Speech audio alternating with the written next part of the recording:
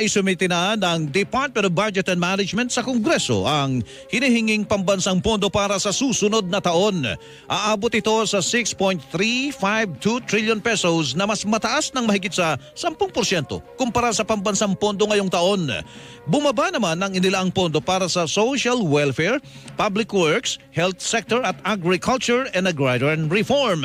Habang tumaas ang hiling na budget para sa Department of Transportation na 180.9 billion pesos na mahigit doble ang itinalon na nasa 73.9 billion pesos ngayong taon. Kasi most of it are foreign assisted projects po. So yung mga projects po kasi nila is kailangan na po natin bayaran yung ating government counterpart. At saka ang pinakamalaki po dyan is the Metro Manila Subway Project Phase 1, Infrastructure Preparation and Innovation Facility at yung